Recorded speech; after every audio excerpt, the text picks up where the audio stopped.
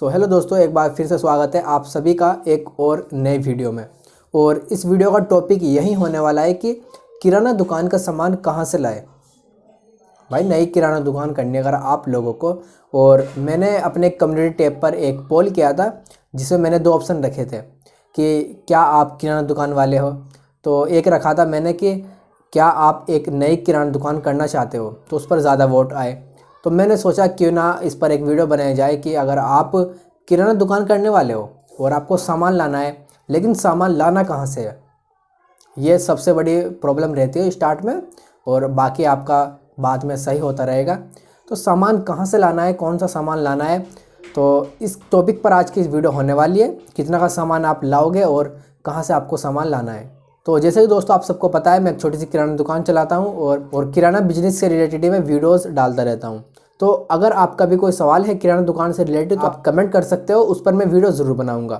तो चलिए आज की इस वीडियो को शुरू करते हैं। मैं दो तरीका बताऊंगा आपको कि एक पहला तरीका उन सभी के लिए जो 1,00,000 रुपए से अपनी किराना दुकान स्टार्ट करने वाले हो, मतलब 1,00,000 रुपये प्लस करने वाले हो और उनके पास पूंजी है अच्छा खासा, आप 1,00,000 प्लस लगाना चाहते हो, अपनी किराना दुकान स्टार्ट करना चाहते हो। और दूसरे नंबर पे मैं रखूँगा जो 50,000 रुपये तक अपनी किराना दुकान को स्टार्ट करने वाले हो। 50,000 रुपये से नीचे नीचे हर डिस्ट्रीब्यूटर कैसे मिलते हैं, मतलब ये भी हम वीडियो में जानेंगे। तो सबसे पहले किराना दुकान में कौन कौन सा सामान होता है ये आपको पता होना चाहिए। इस पर मैंने ऑलरेडी वीडियो बनाई हुई है, तो आप वहाँ से देख सकते हैं। तो जैसे दाल, चावल, चीनी, तेल, इस तरीके का। मान लीजिए आप 1,00,000 रुपये वाले हो, पहले हम 1,00,000 रुपये से लेते हैं। आप 1,00,000 रुपये का जो है अपनी किराना दुकान को स्टार्ट करने वाले हो, तब आप सामान कहाँ से लो। और जो होलसेलर होते हैं यहाँ से आपको नहीं लेना है। अगर आप स्टार्ट में लेना चाहते हो तो आप थोड़ा थोड़ा करके ले सकते हैं, क्योंकि होलसेलर जो है आपको कोई भी नॉलेज नहीं रहेगी तो आपको लूट सकता है, लूट लेता है शुरू शुरू में जो भी कोई होलसेलर से सामान लाता है, अगर आपको नॉलेज नहीं है। और ऑलरेडी बहुत सारी वीडियो पड़ी हुई है यूट्यूब पर किराना के सामान से रिलेटेड, तो आप इनसे नॉलेज लीजिए। सामान का रेट देखिए, मैंने अपनी वीडियो बनाई हुई है, सारे सामान का जो रेट होता है होलसेल रेट मैंने बताया हुआ है। तो आप मतलब वीडियो से नॉलेज ले सकते हैं और रेट पता कर सकते हैं, तब आप जाकर अपने होलसेलर से भी ले सकते हैं अगर उसने सही रेट पर दिया। अदरवाइज़ आप 1,00,000 रुपये से अपनी किराना दुकान स्टार्ट करने वाले हो, तो आपको जो चीनी या फिर दाल या फिर चावल जैसे चावल लाने हैं आपको, तो चावल आपको वहाँ से लेने हैं जो केवल मतलब खाली चावल ही चावल बेचता है। तेल वहाँ से लेना है जो तेल ही तेल बेचता है खाली। समझ रहे हो आप। अगर आपको 1,00,000 रुपये से दुकान करनी है, आपको अच्छा मतलब सही तरीके से सामान भरना है अपनी दुकान पर, दाल वहीं से लेनी है जो केवल दाल बेचता है। इस तरीके से चीनी वहाँ से लेनी है आपको जो केवल चीनी ही बेचता है। चीनी के साथ थोड़ा बहुत एक दो आइटम रख सकता है, अदरवाइज़ वो सही रेट पर आपको देगा। जैसा कि होलसेलर क्या होते हैं, अगर आप 50,000 रुपये से दुकान स्टार्ट करना चाहते हो, थोड़ा थोड़ा आप सामान लाते हो, आप 2 किलो दाल या 3 किलो दाल या फिर 4 किलो दाल, छोटी किराना दुकान वाले हो मेरी तरह, जिस तरीके से मैं लाता हूँ। अब मानने की बात है जैसे ही कोई बड़ी दाल की फैक्ट्री है, तेल की फैक्ट्री है या फिर चीनी की फैक्ट्री है, और वहाँ से मैं चीनी 1 कट्टा लेकर आऊँ तो उसी रेट पर मुझे पड़ेगा जिस रेट पर होलसेलर मुझे दे रहे हैं। तो मैं वहाँ से लाऊँगा या होलसेलर से लाऊँगा। अब नज़दीक तो हमारे होलसेलर है तो मैं होलसेलर से ले लेता हूँ। मतलब जितना भी छोटा छोटा सामान आता है, अगर सामान लाना है तो वहीं से सामान लाना जहाँ पर केवल उसी का मालिक हो, मतलब उसी की फैक्ट्री हो, वहीं से आप ज़्यादा सामान अगर लाना चाहते हो।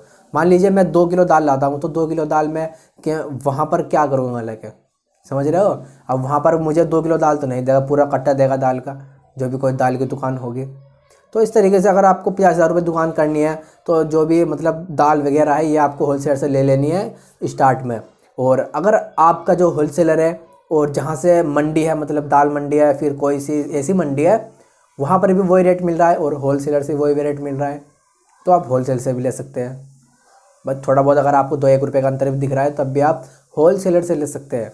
क्योंकि मैंने देखा है जो भी किराना दुकान वाले होते हैं टाइम नहीं मिल पाता इतना कि कहीं कहीं जाकर घूमें। अब मेरी छोटी सी किराना दुकान है, मैं 2-3 किलो इस तरह का सामान लाता हूँ तो मैं होलसेलर से घर पर ही मंगा लेता हूँ।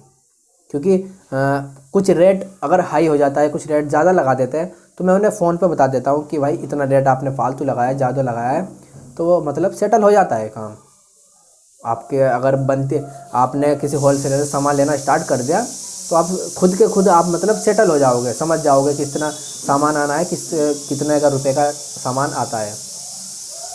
तो अगर आप इकट्ठा सामान लेना चाहते हो तो होलसेलर से मत लेना। अदरवाइज़ आप थोड़ा थोड़ा सामान लाते हो, ज़्यादा सामान नहीं लाते हो, तब आप होलसेलर से ले सकते हो।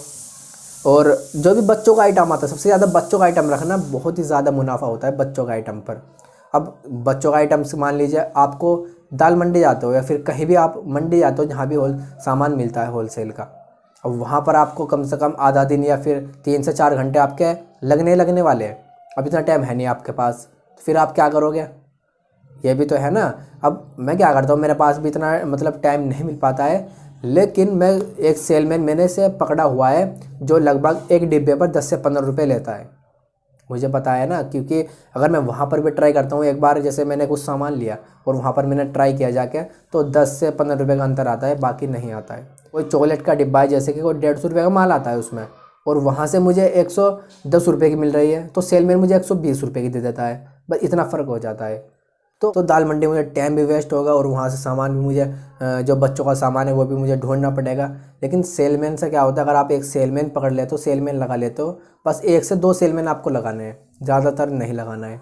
अगर आप एक सेलमैन लगा लेते हो तो वो 10 या 15 रुपये ही आपसे एक सामान पड़ लेता है, ज़्यादा नहीं लेगा। तो इस तरीके से सेलमैन से भी सामान लेना पड़ता है किराना दुकान पर। और डिस्ट्रीब्यूटर भी उन्हीं के पास आते हैं दोस्तों, जो बड़ी दुकान होती है, जिसकी बड़ी दुकान होती है, डिस्ट्रीब्यूटर भी उसी के पास आते हैं। अदरवाइज़ छोटी दुकान पर नहीं आते, जैसे भाई पल्स का डिस्ट्रीब्यूटर होगा, दाल का डिस्ट्रीब्यूटर हो गया, इस तरीके से।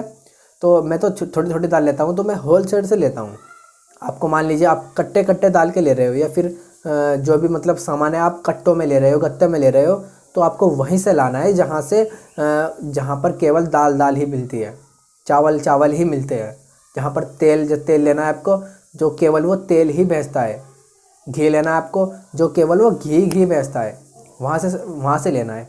अब मानने की बात है, आपको 2 किलो डालडा घी लेना है खुला हुआ अपनी दुकान पर, छोटी दुकान है जैसे गली मोहल्ले में मेरी, मैं 2 किलो डालडा घी लेकर आऊँगा, तो वह वहाँ से जाकर मतलब नहीं ले सकता, उसी रेट वो नहीं देगा जहाँ पर मतलब केवल घी बिकता है। और वो हम 2 किलो घी लेने जाएंगे तो उसी रेट नहीं देगा जो मतलब 10 टीन या 12 टीन या फिर 2 टीन 5 टीन के हिसाब से 2 किलो घी नहीं देगा, इस तरीके से। तो इसीलिए होलसेलर के पास भी जाना पड़ता है। तो कुछ सामान ऐसा है जो मतलब मंडी से आप डायरेक्ट ला सकते हो, जो भी आप इकट्ठा लेना चाहते हो।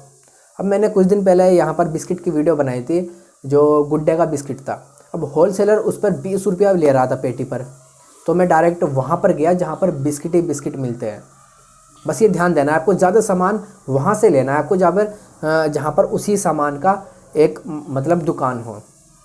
अगर आप ज़्यादा सामान लेना, इकट्ठा सामान ले रहे हो, इसमें ही आपको फ़ायदा है। अब ऐसा नहीं कि जहाँ पर ज़्यादा इकट्ठा सामान मिल रहा है और वहाँ से आप 2 किलो दाल लेने चले गए, 3 किलो दाल लेने चले गए, इस तरीके से तो आप होलसेलर से ही ले सकते हो। सो बस आप समझ गए होगी आपको सामान कहाँ से लेना है। आपको सामान तीनों जगह से लेना पड़ सकता है। स्टार्ट में आप होलसेलर से ले लीजिए अगर आपको थोड़ा थोड़ा सामान लेना है, अदरवाइज़ आप उसी दुकान पर जाइए, उसी मार्केट में जाइए।